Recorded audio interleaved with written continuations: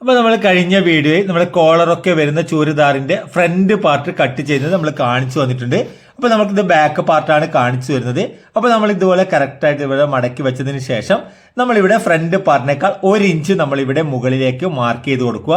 അതുപോലെ തന്നെ ഇവിടെയും ഈ ഒരു കോണിൽ നിന്ന് ഈ ഒരു ഷേപ്പിൽ നിന്നും 1 ഇഞ്ച് കണ്ടോ, നമ്മളത് ഷോൾഡറിന്റെ മുകളിലത്തെ ഭാഗം 1 ഇഞ്ചാണ് നമ്മൾ മുകളിലേക്ക് കൂടുതൽ മാർക്ക് ചെയ്തത്.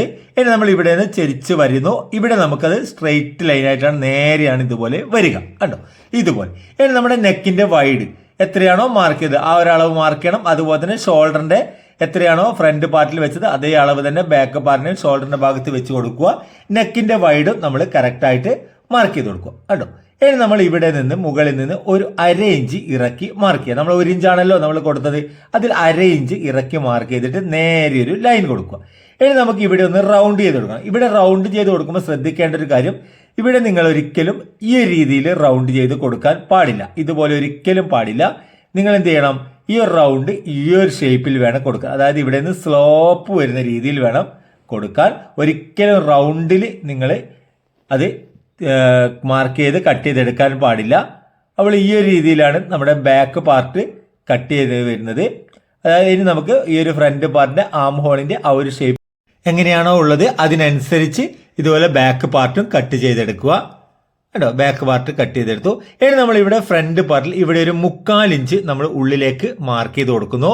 എന്നിട്ട് നമുക്ക് ഇവിടെ ഈ ഒരു കറക്റ്റ് ആ ഒരു പോയിന്റ് ഇല്ലേ, ആ ഒരു പോയിന്റിൽ നിന്ന് കറക്റ്റ് നമ്മൾ ഇവിടെ നിന്ന് ആ ഒരു 3/4 ഇഞ്ച് ഷേപ്പിലേക്ക് ഇതുപോലെ മാർക്ക് ചെയ്ത് ഈ ഒരു രീതിയിൽ നമ്മൾ ഇവിടെ നിന്ന് ഫ്രണ്ട് പാർട്ട് നമ്മൾ കുഴിച്ച് കട്ട് ചെയ്യണം. നമ്മളിവിടെ കാരണം അല്ലെങ്കിൽ നമുക്ക് ഫ്രണ്ട് പാർട്ടിൽ ലൂസ് വരും. അപ്പോൾ നമുക്ക് ആ ഒരു കാര്യം കൂടി ശ്രദ്ധിക്കണം. നമ്മളിവിടെ കറക്റ്റായിട്ട് ഇവിടെ നിന്ന് ആ ഒരു 3/4 ഇഞ്ച് ഇവിടെ നിന്ന് ആ ഒരു പീസ് കട്ട് ചെയ്ത് പോകുന്ന രീതിയിൽ ഇതുപോലെ ആ ഒരു പീസ് കട്ട് ചെയ്തെടുക്കുന്നു. അപ്പോൾ ഈ ഒരു രീതിയിലാണ് നമുക്ക് ബാക്ക് പാർട്ട് കട്ട് ചെയ്തെടുക്കുന്നത്. അതുപോലെ തന്നെ നമ്മുടെ ബാക്ക് പാർട്ട് സ്റ്റിച്ച് ചെയ്യുന്ന സമയത്ത് നമ്മൾ ഷോൾഡർ സ്റ്റിച്ച് ചെയ്ത് കഴിഞ്ഞ് കഴിഞ്ഞാൽ ഇതിന്റെ സെൻറ്റർ ഭാഗമില്ലേ, ആ ഒരു സെൻറ്റർ ഭാഗം നമുക്ക് കറക്റ്റ് നമ്മുടെ സ്റ്റിച്ചിങ്ങിന്റെ ഭാഗത്തല്ല വരിക, ഒരു 1/2 ഇഞ്ച് ബാക്ക് പാർട്ടിലേക്കായിട്ടാണ് നമുക്ക് ഷോൾഡറിന്റെ ആം ഹോളിന്റെ സെൻറ്റർ ഭാഗമായിട്ട് കിട്ടുക. ആ ഒരു കാര്യം നിങ്ങൾക്ക് സ്റ്റിച്ച് ചെയ്യുന്ന സമയത്ത് ഒന്ന് മനസ്സിലാകും.